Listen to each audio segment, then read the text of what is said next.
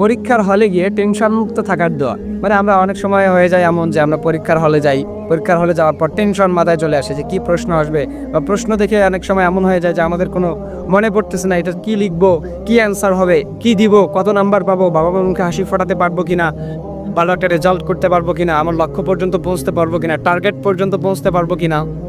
যে সব চিন্তা থেকে বাঁচার একটা দোয়া আছে, যে দোয়াটা নির্দিষ্টভাবে কেউ বলে নাই, বাট এই দোয়াটা পড়লে আপনি সেখান থেকে মুক্তি পাবেন ইনশাল্লাহ। এটা শুধু পরীক্ষার হলে নয়, যে কোনো বিপদ আপদে পড়লে আপনি এটা পড়তে পারেন। সেটা হচ্ছে ইয়া হাল্লাল আল মুশকিলাত, ইয়া হাল্লাল আল মুশকিলাত, যে আল্লাহ আপনি আমার মুশকিল জিনিসগুলোকে, আপনি মুশকিল বিষয়গুলোকে, আমার কঠিন বিষয়গুলোকে আপনি সহজ করে দেন। আপনি খাতা হাতে নিছেন, আপনি প্রথমে বিসমিল্লাহ পড়বেন, প্রথমে রবের শুকরিয়া আদায় করবেন, এরপরে দরুদ শরীফ পড়বেন, এরপর আপনি এটা পড়তে পারেন ইয়া হাল্লাল আল মুশকিলাত। শুধু পরীক্ষার হলে না, যেই কোনো জায়গায় আপনি পড়তে পারেন ইয়া হাল্লাল আল মুশকিলাত, ইয়া হাল্লাল আল মুশকিলাত। এই দোয়াটা পড়লে পরে আপনাকে রিল্যাক্স করে দিবে। এই দোয়াটা আপনাকে খুব সুন্দরভাবে আপনার জীবনযাপন লিড করতে খুব আপনাকে খুব সহযোগিতা করবে।